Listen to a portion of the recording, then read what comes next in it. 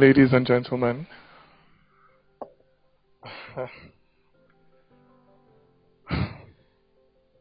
with the exception of primary and postgraduate studies, I am a product of the Nigerian public school system. In fact, I remember that when I was writing my common entrance exams, it was my aspiration and the aspiration of my classmates and friends to gain admission into a federal government college. Imagine that our biggest dreams as children 30 years ago was to get into public school. Because to come home with an admission letter from, say, Ijaniki or King's College, or FGC Azare or Bomosho or Kigwe, was to join a very distinguished club that included our elder brothers and sisters, our bigger cousins, our aunties and uncles, our mothers and fathers, even our grandparents in some cases. And so it was with pride that you will go to the tailor to sew your boarding school clothes, and then to the market to buy the cutlass that you used to cut grass in school. It was with pride that you dragged your box full of your clothes and provisions through the school gates at resumption. With pride, you chose your bunk space in the dormitory and hooked up your mosquito net. With pride, you followed your mates to the tap in the morning to fetch water to bath. With pride, you pinned your school badge to your shirt and sang the school anthem in the assembly hall. With pride, you identified yourself anywhere you went as a student of a federal government college. But where is that pride today? 30 years ago, it was the aspiration of my parents for me to go to a public school. What is my aspiration for my children today? What is your aspiration for your children today? I'll tell you. You send them abroad for their education. And if you cannot afford to do this, you send them to a private school. And if you cannot afford to do this, then you will very reluctantly consider the Nigerian public school. So in 30 years, our public schools have gone from being the first choice for our children to being the last. To me, this is one of the saddest commentaries on the state of governance in our country over the last 30 years. And this trend worries me more than what is happening in the northeast or in the south-south. It worries me more than the state of our roads or the epileptic nature of power supply in this country, and I'll tell you why. Firstly, education, particularly when it is generally accessible, is a bridge builder. For the public school system is often the scene of very many important social firsts. It may be the first time the child of the rich will share a bunk bed with the child of the poor. It may be the first time a Christian will share a desk in class with a Muslim. It may be the first time a boy born and bred in Aba will be best friends with a boy born and bred in Zamfara, so that they will jump fence together, cut grass together, wash toilet together. And so 40 odd years later, when this boy from Zamfara, now a man, hears one of his colleagues in the office maybe say, you know how all these Igbo people are, they're all the same. He's able to interject and say, no, I went to Federal Government College in Enugu, and my best friend there was Chinedu. So no, that is not how all Igbo people are. I tell you, the future of a multicultural nation like ours depends on interjections like this in everyday conversations up and down this country. Secondly, education, particularly when it is secular and broad-based, helps to create shared social perspectives.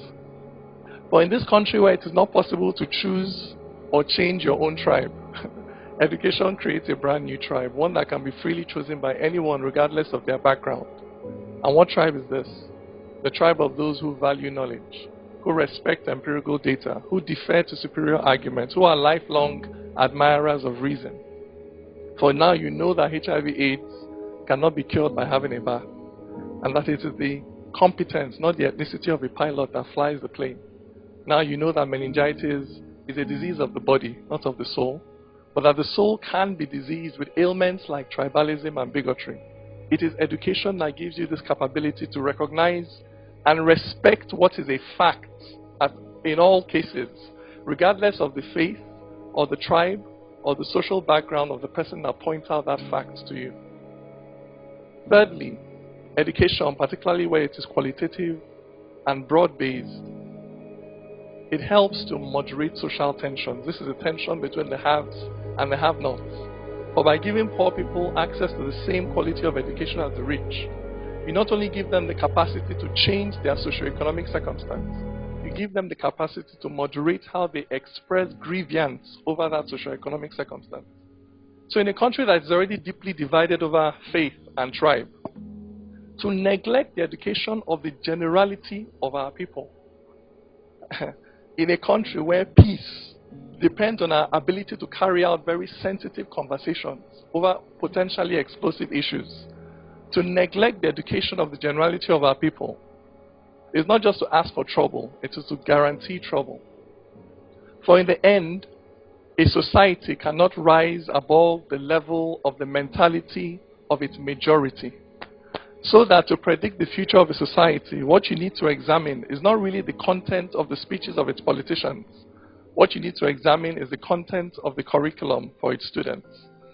And I say this because I am an idealist. No, this does not mean that I have my head in the clouds. What it means is that I believe firmly that ideas precede reality. So that before something can exist in the physical, material world, it must first exist as an idea in somebody's mind. So for instance, before there was electricity, there were people who thought about it, then dedicated their lives to going out to invent it, to chasing that dream and following those convictions, for it's clear thinking, not concrete, that holds up great nations. For the height of a tree is the depth of its roots. So a society cannot be much more than the sum of its thoughts. It's what you reason, that's what you conceive. And when life puts pressure, that's what you will give. For this world is advanced not by latest gadgets, but by people who don't accept mental limitations. This is the power of the mind. That is why crude oil cannot compete with an enlightened mind. That is why Agbada and Babariga cannot compete with ideas. That is why Nigeria, with all her natural resources, cannot compete with a little nation with no natural resources worth mentioning called Singapore. This is a large part of why we were colonized in the first place. Not because we were lesser human beings, but because in that struggle between civilizations, the other side had access in many critical areas to more advanced thinking, as evidenced in more sophisticated technology. And this is why that poet, prophet, philosopher by the name of Bob Marley once urged us to emancipate yourselves from mental slavery. None but ourselves can free our minds. Imagine it. In Nigeria, where election campaigns are dominated by debates and not slogans, where you can no longer purchase the votes of that woman by shoving a mudu of rice into her hand, where she'll say, no, Mr. Politician, keep your rice. Just help me answer one simple question. How do you intend to balance the budget? Imagine in Nigeria where research into the illnesses that afflict us, like sickle cell or prostate cancer or breast cancer, where research and development into cures to these illnesses happen here. Where other people do not come, harvest our medicinal plants, take them elsewhere, convert them to wonder drugs, then sell them back to us. Imagine a country where it is common knowledge that there is no physical or metaphysical benefit to be gained by slicing off the clitoris of a young girl or limiting her socioeconomic options in society. Imagine a Nigeria where we no longer allow limitations to be placed on the part of anyone on grounds of custom and tradition or faith or religion, where everybody is free to become who and all that they can be in this life. Imagine a country that is powered by the almost limitless energy of our collective and enlightened minds. And ask yourself, on what part of the struggle to build a society like this are you on? Are you fighting on the side of ignorance and prejudice and bias and blind and unquestioning adherence to culture and tradition? Or are you fighting on the side of reason, of the spread of knowledge, of enlightenment for all, with the unprecedented power that the internet has given you to spread your ideas, you as an individual, you as a company, you as an NGO, you as the government? What part of this struggle are you fighting on? Thank you very much.